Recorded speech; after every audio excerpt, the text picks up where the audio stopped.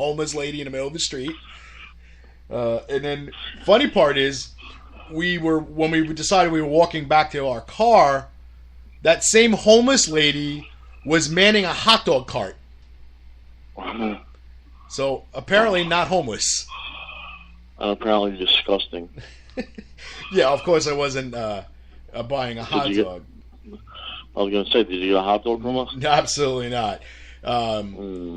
We did walk down. There was a pizza place that sells just by the slice, and I decided to get a slice. A decision that I immediately regretted when I got it on the plate because it was legitimately glorified Elio's.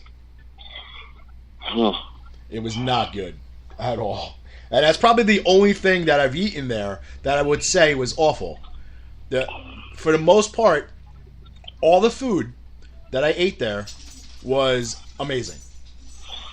Yeah, well, honestly, I wasn't impressed. I really was not. The first day we got there, we got po' boys. Right. Which, you gotta have a po' boy. But then it seems like every place you go to is a po' boy, po' boy, po' boy. Yeah. And then we had one thing was good. We had the char grilled oysters. Okay. Those are good. I did not have those. I had some Cajun nachos the first night we got there. They were pretty damn good. Yeah. I tried gator on a stick. Okay. Yeah, no. Was it fried? No, it was just like a sausage. It was disgusting. Oh, I've had fried, which I like to, people say, what does it taste like? It tastes like fatty chicken. So if you don't like that texture of like hot Jello in your mouth, I would not suggest trying gator at all. Yeah, no. But at least you can say you tried it. So that's one thing. I did have. We went to this place called something Coop, and got very high ratings and everything. And I had a gumbo that had clams and rabbit. That's odd. Yeah, but it was good. Don't get me wrong. It was good. Had a nice dinner, things like that. The last night that we were there, I had a grilled chicken with crawfish and shrimp and like a garlic cream sauce. It was a little bit on the spicier side, so it was good. I had like their red beans and rice. They're famous for that. To me, that tasted a little bit on the watery side. Wasn't impressed with that. But for the most part, their gumbo was, lived up to the hype. Everything else was good. Nothing was like, oh my God, I have to go back there and eat that again. I would say it was a little bit better than Jose Tejas. Mm-hmm. Yeah, it wasn't. I didn't see nothing special besides those. What are they called? The gazettes. Gazettes. What are they called? Beignets or something? Beignets. Yeah. But you called them gazettes the entire week. Yeah, we were calling them all gazettes. The sad part is everybody knew what you were talking about. Yeah. That's what we did. I never had one. I didn't have one while I was down there. I think we only had them one night or something like that. Yeah, there's like different versions of them. Some were stuffed with chocolate, some were plain. Some had cannoli cream in them, and they were just. Yeah. Some were just absolutely covered in freaking sugar. Yeah, that's all they were. Yeah, sugar powder, like Zeppelins. Yeah, it's like a square. It was like a square donut, I guess you can say. Like it's a puffy square donut. Yeah. Yeah. Pretty much. Yeah. Yeah, that's it. Fried dough. Now, as far as the Wrestlecon weekend itself, Friday and Saturday, you guys brought in Ken Shamrock, Jim the Anvil Neidhart, and the Godfather. And Jimmy Hart. And the Mouth of the South, Jimmy Hart. And you also, you guys partnered on, was Bret Hart you guys partnered on? No, we had nothing to do with that. So, did you partner with anybody with those guys? Well, Anvil and Jimmy Hart were part of them, so we could do the Hart Foundation. Right. Okay. Gotcha. So that's all we had. Just so that we could do, try to get some money together with, Anvil and Jimmy Hart, so that they're all together. Right. So it was cool. We had a good time at Wrestlecon. I think Friday was a little better. Yes, I agree. Which is opposite of last year in Orlando. For me, honestly, last year Friday was better because of the incident that happened Saturday. Right. But I mean, there was a lot of people there. Now, I don't know if that's because of the room being smaller or more guests or, bigger names. I don't know. Yeah, I mean, it was really weird how it all worked out. It was, there was like a really large, steady flow of people coming in, and then it kind of died out. And then like an hour later, it got really crowded again. And it was like really weird because it's like, where were all these people in between those lows? Like, where the hell were they going? Because it's not, like you said, the room was smaller, so it's not like, anywhere you turned, you can see where somebody was. So where the hell did they disappear to? Because people spend all day there. So it's not like they go in, they get one autograph, and they leave. And then the room fills up with somebody new. It was the steady faces all day long, but it was just weird how it was like waves of people in front of your table, and then it kind of thinned out, and then boom, you look up again, there's a wave of people in front of you. So it was a little weird and very inconsistent how the flow of people who were coming in and out.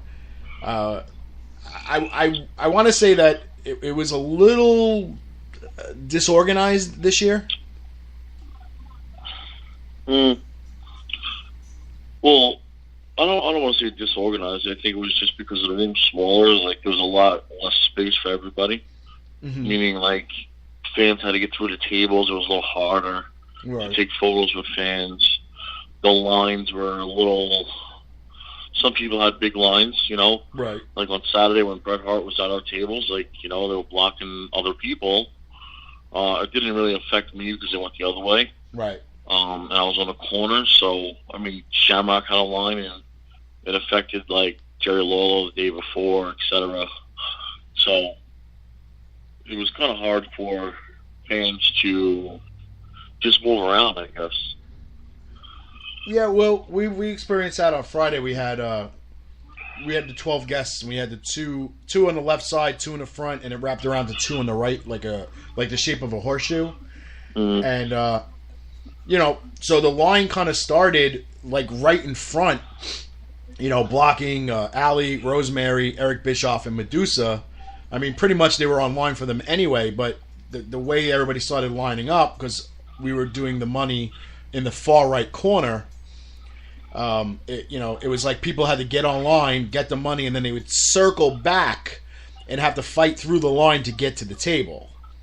So my whole thing was, I don't know why they didn't allow promoters those tension bars like they have at the banks. Mm. Like every two tables probably should have had two.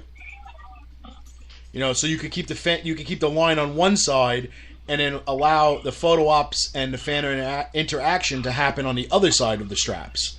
So there wasn't that crisscrossing. So, me personally, I'm going to email Wrestlecon, and I'm going to ask them if it's possible for them to open up a forum or something on their Facebook page, which will allow promoters to make suggestions to help improve WrestleCon, the meet and greet, and the whole process. Whether they do it or not is up to them. But I feel that all these promoters have done these so many times, and they've been there or been somewhere else and seen different ways of doing it, that I feel that one suggestion from every promoter can help make WrestleCon better and better every year. Yeah. Then he's going to get a lot of bitching and complaining from everybody. Yeah, of course, but you're going to get that anyway. I mean, you're going to get people who are going to email them and say, "Hey, I waited online for 2 hours for Kenny Omega and he left." or I waited online for your Stone Cold Steve Austin line, blocked my table and I lost business because of it. Like, if you're gonna get those complaints, then you gotta rectify that, because every promoter you lose because of something you could have done to avoid it is less money that is filtered into the building. So you're going to lose your table money. You're going to have less promoters that are going to be bringing in less talent. And, before you know it, you're going to have 5, 10, 15 less promoters, 25, 30 less talent there. And it's a trickle effect. So one thing I have to say about Wrestlecon, they're good with their communication to a certain extent. They talk to people, they'll listen and things like that. So, but, getting back to, this WrestleCon itself, we all had, we had a good time. Some people made a lot of money. Some people made some money. Some people didn't make money at all. Some people lost money. It's all part of the gamble in this business. When you bring people there, it's a gamble. Whether the fan base is going to show up and buy autographs and things like that. Sometimes it's low risk, high reward. Sometimes it's high reward and big risk. Who they brought in Bret Hart. That's a high risk. They got high reward. Some people brought in $3,000, $4,000 talent and lost their freaking shirt because the consistency might not have been there. And WrestleCon deals big in international fan base. I mean, I know you saw it just by talking to fans. Tons. A lot of from Australia this year. Australian, Irish, UK. We had I had a couple of people from Japan, Korea. I mean, it was just all over the place. Canada, obviously. There's a bunch of people that come from Canada. So, when you're catering to that kind of fan base, you want to make sure that the convention is the best possible, because those are the people that make you the money. Those are the people that purchase all the pre-sales, because they don't want to have to travel here and have to exchange their money for ours and have to carry money around with them, because you know right away if they're a tourist and they're not from here, they're a target. So they want to pre-purchase all their stuff first, so it's less money they have to take out of their pocket. Plus, I think with the conversion, they kind of make out on the deal anyway when it comes to that, because PayPal, and I don't know how Eventbrite works, but I know PayPal does the conversion automatically for you when they make the pre-sale purchases. Mm-hmm.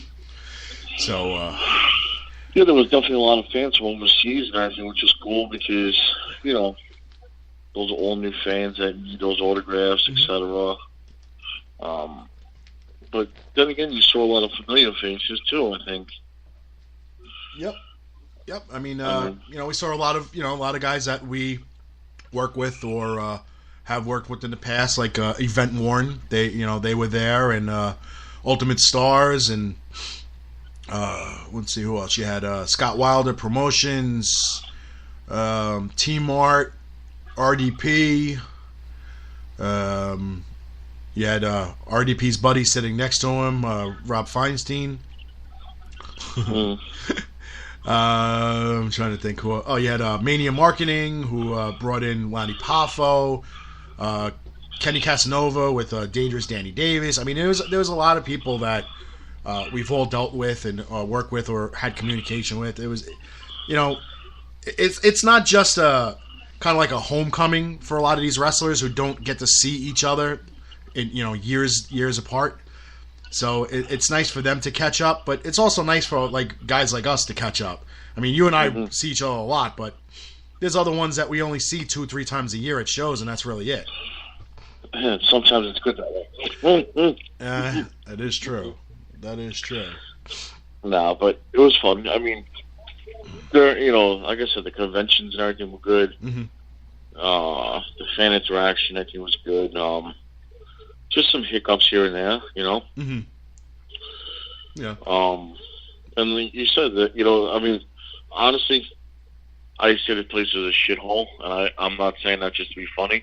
But I mean, Bourbon Street. You're walking down Bourbon Street. There's fucking potholes all over. There's fucking bums all over.